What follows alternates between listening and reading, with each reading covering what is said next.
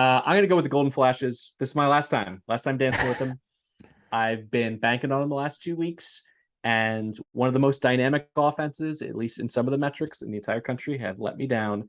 But they're plus 260 on the money line, traveling to Toledo, and it's the same script. We'll just see if it plays out any better for me. They're 20th in explosiveness in the entire country. When they get the running game going, it's super dynamic between Colin Schlee and Marquez Cooper, and they've been really good at it and popped even against some of the better teams they played in the non-conference schedule. But they're 103rd in turnover margin, and I think that's what's hiding their value.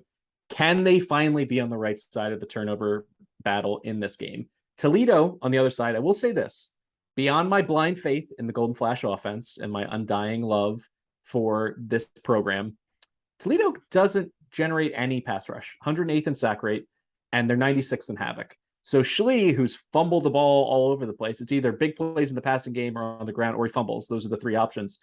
Having the opportunity and the time to operate in the pocket, I think it gives them a shot to not get off to a slow start for the third straight game. And if they can get him up to his top level, he's 84.5 in terms of his Pro Football Focus passing grade. They just got to finish drives. When they cross the opponent's 40-yard line, they're averaging 3.62 points per opportunity. That's 91st nationally. That stinks. They got to get that right. I'm a believer in Sean Lewis and Souter and this offensive staff to get it done. And I think at this point, it opened at 7. I think it's creeped up to 9, plus 260, anything north of 225. I think there's too much value in one of the best offenses in the MAC. Fingers crossed that they keep the ball in their hands, don't turn the ball over. And if they do win the turnover battle, I'm going to go on record here. They're going to upset the Rockets and really throw a monkey wrench into the MAC race, both in the East and the West. You can take some pot shots at me. I think I've earned it at this point. But I am interested in your thoughts on your favorite conference, the Mid-American. I don't like it. Kent State. I don't know. They're frustrating to watch. I agree with you about the turnover thing. I think that just might be kind of part of Schlee's game. But I'm also just super high on Toledo. Toledo's 14th in the country at defending the rush, and that's what Kent State wants to do. When you even mentioned it, when they're at their best, they're running the football. I don't think they're going to be able to do that against this Rocket defense. And when they're passing it, they turn the ball over, and Toledo's got a dude that just picked off 4 passes in one game. So I'm high on Toledo. I don't, if you wanted to convince me to lay 9, I could maybe be considered to do that. But as far as money line, I don't think Kent State's gonna be able to run the ball on this Toledo defense, and that's gonna force them to throw, and they have not had success doing that. So I don't like it, but hey, we need a win, so I hope you're right. Well, I will say this. I think you're even underselling how good the Toledo run defense is, because their stats are thrown off by the fact that they give up 77 points to Ohio State. So that has really kind of shifted the whole statistical narrative on them this season. I will say this: when Kent throws the football, they can be explosive. And I do think they have the top wide receiver duo in the MAC. Turnovers. Fingers crossed to get some turnover luck in this game. I think I'm due at this point, to check in on that Miami game last week. By the time I updated the action app and it was 17-0 already, they end up playing a great game after that. They just cannot dig a hole, particularly to the cream of the crop in the MAC. All right, who are you pairing up for our underdog parlay of week 7? This was kind of a tough week, probably because I have no confidence. I'm going with Rice plus 155 at FAU. I think Rice is just a lot better than I thought they'd be.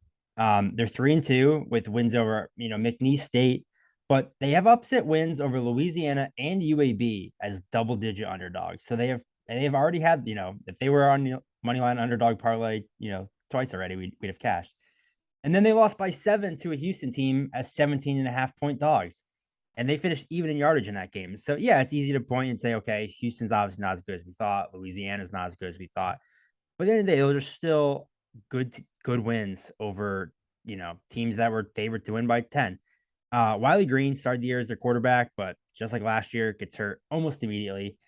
TJ McMahon comes in, and he's actually been pretty good. He's averaged 250 yards per game, 4 starts, got 9 touchdowns, 4 picks. Luke McCaffrey, who they shifted from quarterback to receiver, has surprisingly been pretty good at receiver for them. He's averaging over 70 yards per game. He had over 100 yards against Louisiana and Houston. Rice is one of those teams where they're not particularly great at anything, but they've been league average in almost every category, which is better than most people expected. It sounds weird to brag about Rice ranking in the 50s and almost, success rates and stuff like that. but I think that's a lot better than we would have pegged them at the beginning of the year. Meanwhile, FAU has been super disappointing. They're just 2-4 with wins over Charlotte week 1 and then Southeast Louisiana. They've lost to 4 straight FBS teams. They just got blown out by North Texas. This defense is horrible. They're outside of the top 100 in success rate, preventing finishing drives. They're especially bad against the pass. They've allowed 14 touchdowns through the air. They've allowed teams to complete 67% of their passes. That's 116th in the nation. So, our actually network power ratings actually have Rice as the better team on a neutral field. They actually are higher up in the power ratings. So, when you're picking a money line underdog, Rice is 3-1 against spreads the underdog with 2 outright victories.